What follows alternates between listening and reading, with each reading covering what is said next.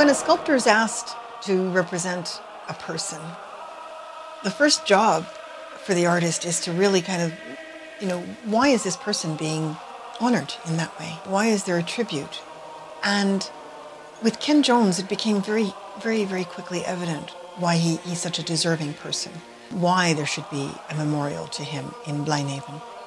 I was so impressed with the footage I saw of Ken when he ran like the wind. Nobody could catch him. It was magic to watch him run. And I thought that sculpture has really got to show that. I certainly have done sporting sculptures before, but each one is different.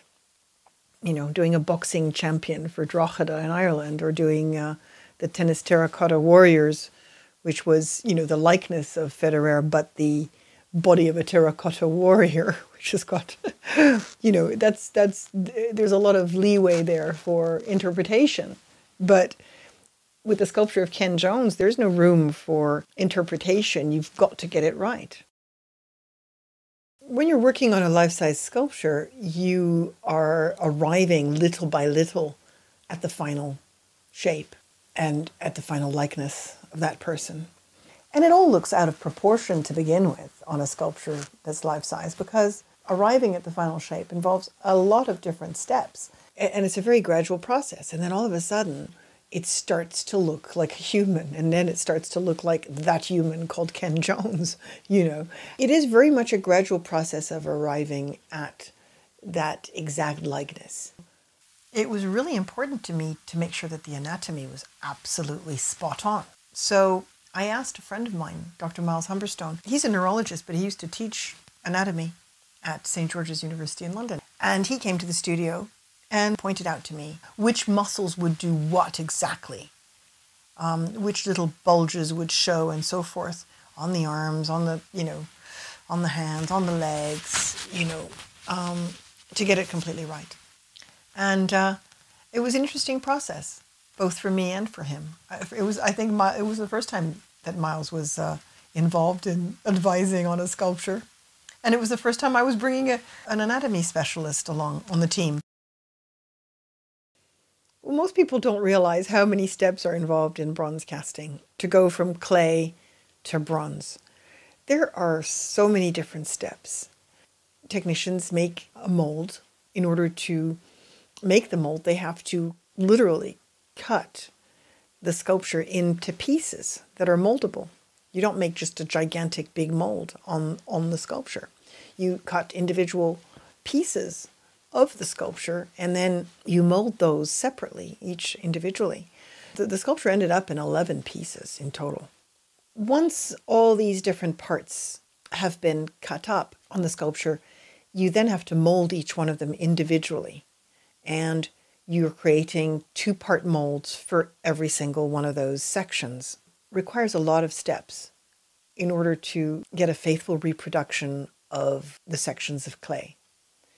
You need to create a void between the clay and a plaster jacket that will enable you to pour liquid rubber into a feed hole, and then the air has to escape from the mold so that the rubber can settle absolutely everywhere and faithfully around the clay beneath it. And these then later have wax put into them, and the wax will be the thickness that you want the bronze to be. So the wax is painted into the surface of the mold, and then the sections are put back together, and then the sculptor comes back and works on various individual sections of the positive in wax. So now you've got an arm in wax, another arm in wax, the ball in wax, you've got the torso in wax, and all of these have to be worked on individually by the sculptor to clean up the seams and, make any adjustments, because wax is a very hard material, which they're much harder than clay and much more precise. And so you can make some minor adjustments and details in the wax that you wouldn't have been able to do in the clay. Once you've got the wax sections made, you have to construct a system of runners and risers that come up to a central cup and invest those in ceramic shell. each piece gets dipped into a slurry and then coated with a very fine sand. And this happens 3 times. And each time the slurry becomes thicker and the sand used is coarser. And that then creates a shell around the wax. It gets fired into a kiln. And here in the kiln, it's brought up to a temperature of 1,000 degrees so that all the wax will be lost out of those ceramic shells. The wax gets recycled. And you then are left with empty ceramic shells, which are placed into a bed of sand so that they will be sort of supported very, very, very, very well and be able to withstand the heat of the pour.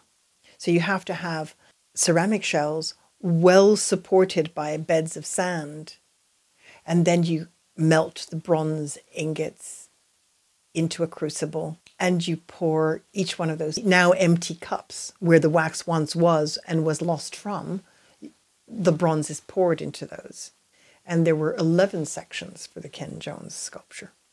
Right after the pour, as soon as that bronze has cooled down enough, one removes the investments, the ceramic shell investments now cast with bronze in them, and you start to break away the shell. And as you start to break away the shell, you're able to see, was the pour successful? Because you can always have miscastings, in which case you'd have to go back to the, wax stage and start over again from a wax stage. So you very eagerly break away that ceramic shell and you reveal the bronze underneath. And it still has the runners and the cup attached to it. It doesn't look anything like the finished bronze will look. It's rough.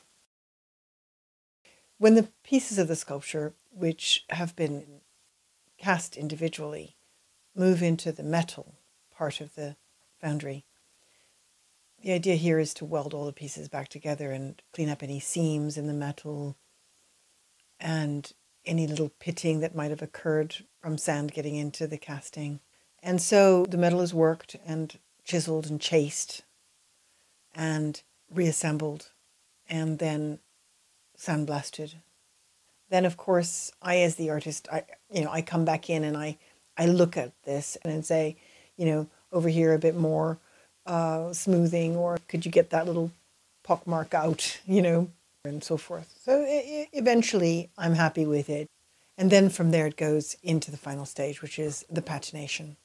A patina is something that is created on a sculpture, and each sculpture will have a different patination. Some are patinated to be greenish, some are blackish, some are bluish, some are brownish. And usually you want to choose a patina that's going to look good on that particular sculpture. For Ken Jones, I just thought a warm, very natural sort of brown would be the right sort of tone and the right sort of color. And that's achieved by applying chemicals with a brush to the heated metal and then stippling it on, because you don't want it to look like it's painted on, to the heated metal, and then heating it some more with a blowtorch, and then in the end waxing it. When the protective beeswax is applied to the sculpture, it's very exciting because now the true color of the patination is revealed, and you don't really see the final effect until that protective beeswax is applied. It's a magic moment.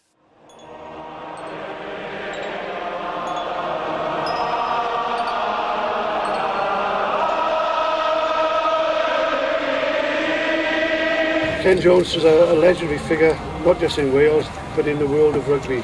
His sporting achievements are huge. He was a sporting all-rounder, an Olympic sporting silver medalist who won Commonwealth and European honours.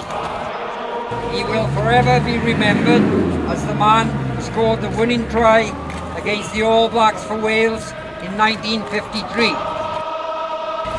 I remember someone saying one of the people who had run against Ken said when he started to run, nobody could catch him. And I wanted to capture that in my sculpture, and hopefully I have. When I first saw the statue, immediately I could see a player of the 50s. The artist who did this caught that amazingly well. Different shape altogether from the rugby player of today. And anyone who knew Ken or played around that time would know that that was a player who played around the 50s and 40s. Superb it is. I can't get over how good it is.